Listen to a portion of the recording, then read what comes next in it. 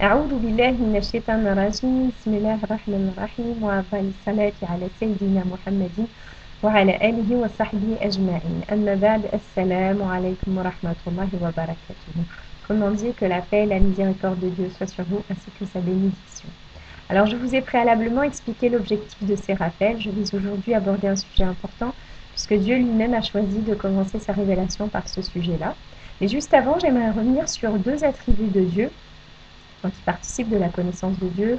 Si vous vous souvenez, j'avais proposé à travers ces rappels d'axer sur la connaissance de Dieu, du prophète sallallahu alayhi wa sallam et l'insistance sur le bon comportement. Et donc, j'en reviens à ces deux attributs que nous évoquons le plus souvent dans notre quotidien, qui introduisent la plupart des sourates du Coran, ainsi que les lettres que le prophète sallallahu alayhi wa sallam adressait à ses différents interlocuteurs.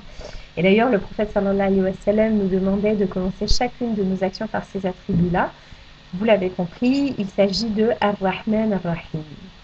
Autrement dit, le tout miséricordieux, le très miséricordieux. Donc, tout ce que nous faisons, nous le débutons par nous rappeler au nom de qui nous agissons, au nom du tout miséricordieux, du très miséricordieux.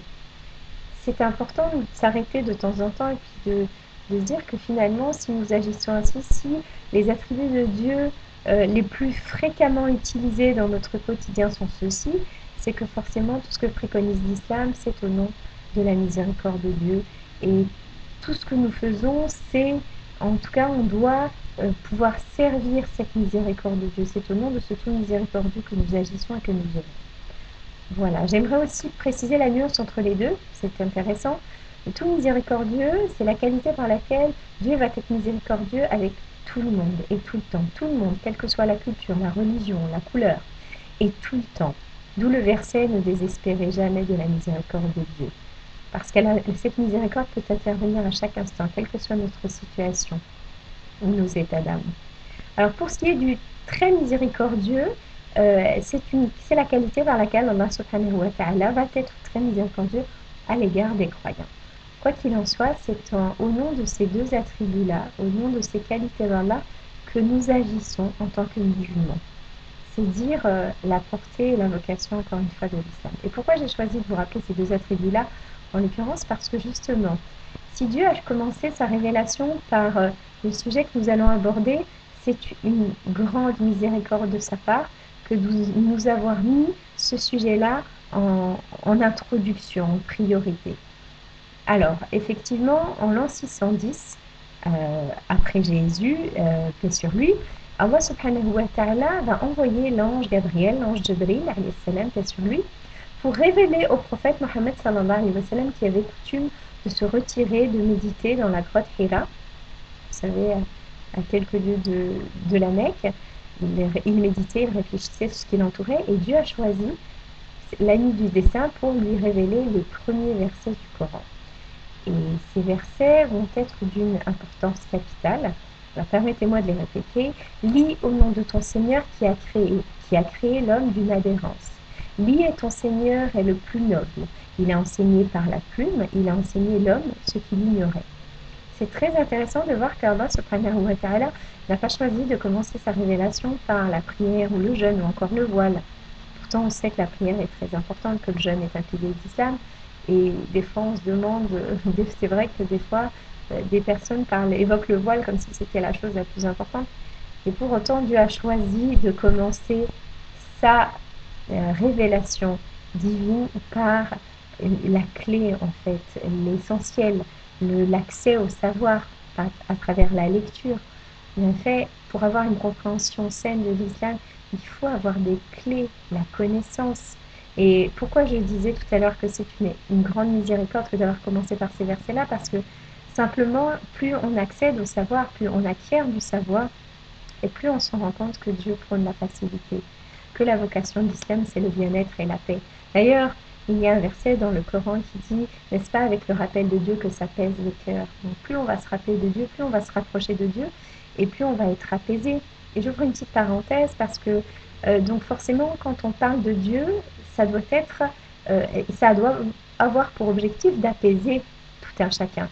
C'est Dieu qui le dit. Donc s'il y a des personnes qui, en parlant de Dieu, participent à à une chose tout à fait contraire à l'apaisement, c'est que elle ne parle pas vraiment de Dieu, ou sinon elle n'en parle pas comme Dieu a voulu qu'on en parle, puisque c'est son verset, n'est-ce pas, avec le rappel de Dieu que ça pèse le cœur. Donc je le disais, c'est une miséricorde, l'accès à la connaissance, parce que plus on acquiert de la connaissance et plus on se rend compte de la grandeur de notre religion, et plus on se rend compte de la miséricorde qui en est la vocation, puisque le prophète sallallahu alayhi wa sallam, vous savez, quand il arrive de la Mecque à Médine, lorsqu'il accomplit l'hégire, parce que vous savez que les musulmans étaient persécutés à la Mecque, et Allah subhanahu wa ta'ala, au bout d'un moment, va leur ordonner de quitter ce lieu, donc beaucoup de musulmans vont abandonner richesse, parfois tout ce qu'ils possédaient, pour pouvoir accéder à un endroit, un lieu, un contexte où ils pourront pratiquer paisiblement leur religion. Et c'est ce qui leur est proposé en quittant la Mecque. Mais juste avant d'arriver à Médine, le prophète sallallahu alayhi wa sallam fait une halte à Quba. D'ailleurs, c'est là-bas qu'est bâtie la première mosquée à proprement parler pour les musulmans. Et en fait, vous voyez, dès que les musulmans se retrouvent en terre de paix, où ils vont pouvoir désormais pratiquer librement leur culte, le prophète sallallahu alayhi wa sallam va introduire tout l'enseignement qui va être dispensé à Médine dans ce contexte-là de paix par l'essentiel, par le commencement. Il va rappeler des paroles fondamentales, à savoir 4 paroles essentielles. Répandez la paix et nourrissez ceux qui ont faim.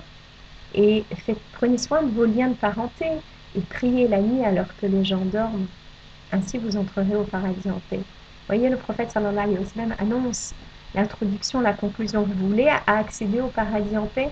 Vous allez commencer par répandre la paix et prendre soin de ceux qui ont faim et de vos proches et de votre cœur, votre intimité avec Dieu à travers la prière de nuit. C'est comme ça que le prophète sallallahu alayhi wa sallam commence son enseignement. Vous voyez, si ce n'est pas une miséricorde que d'avoir cette connaissance-là. C'est notre exemple, le prophète sallallahu alayhi wa sallam. Quand on a un minimum de connaissances, on sait que le prophète nous a dit « Vous n'entrerez au paradis que si vous avez la foi, et vous n'aurez la foi que si vous vous aimez les uns les autres. » Il avait expliqué « Voulez-vous que je vous explique, je vous donne une œuvre par laquelle vous pourrez vous aimer les uns les autres ?» Alors les compagnons présents dirent « Oui, au prophète. » Il dit « Répandez la paix entre vous. Répandez la paix. » Ça permettra de participer à un bon vivre ensemble et donc à avoir la foi, parce que la foi est directement liée à cela, et ainsi nous pourrons accéder au paradis. Quand on a la connaissance, j'insiste là-dessus, hein, Allah subhanahu wa ta'ala a insisté sur la connaissance, l'accès au savoir, parce que justement quand on a l'accès au savoir de qui était le prophète sallallahu alayhi wa sallam, qui est notre exemple, et de ce qu'il a dit, le prophète nous enseigne une bonne parole est une aumône, un sourire est une aumône. Prenez soin de vos voisins, des orphelins, de vos familles, de vos invités. À défaut de faire des grandes choses, le prophète sallallahu alayhi wa sallam nous incite à agir, même d'une petite façon, en disant si vous avez sur votre chemin quelque chose qui gêne, enlevez-la et vous participez. Et ce sera une adoration que vous aurez accomplie, puisque avec l'intention de plaire à Dieu. Vous voyez, quand on a cette connaissance-là de qui était le prophète, sallallahu alayhi wa sallam, de ce à quoi il nous appelle, et quand on a la connaissance de certaines paroles de Dieu, justement, dans le Coran, le prophète Allah subhanahu wa ta'ala nous dit et rappelle, tu n'es là que pour rappeler, tu n'es pas là pour contraindre. Et rappelle, tu n'es là que pour rappeler, tu n'es pas là pour contraindre. Quand on a accès à cette connaissance-là, comment est-ce qu'on peut s'égarer et imaginer que l'islam promeut la violence ou la contrainte? Ça n'est pas possible. Encore faut-il avoir cette connaissance, et c'est bien pour cela que Dieu insiste par ces 5 premiers versets à l'accès au savoir. Et de même, Allah subhanahu wa ta'ala nous propose des parallèles. Le savoir, c'est une lumière. L'ignorance, c'est l'obscurité. Donc, le savoir, c'est la lumière qui va nous permettre d'avancer, de nous montrer le bon chemin à suivre à travers le comportement du prophète, sallallahu alayhi wa sallam. Et l'ignorance, elle nous mène aux ténèbres, à l'obscurité, à l'injustice. Vous savez qu'en arabe, le mot injustice et obscurité, c'est la même racine linguistique. Or, la justice nous est interdite pour nous. Donc, l'injustice, l'ignorance. Et d'ailleurs, le prophète sallallahu alayhi wa sallam nous ordonne, il nous dit, la recherche du savoir est un devoir pour chaque musulman et musulmane. Et oui, parce que ça participe de la connaissance globale de l'islam et donc de la vocation, de la portée, du sens de notre religion. Et quand on dit savoir, vous savez, quand Allah il dit lis au nom de ton Seigneur qui a créé, vous voyez, il y a aussi la question de la création. La création, c'est qui d'origine, mais le comment.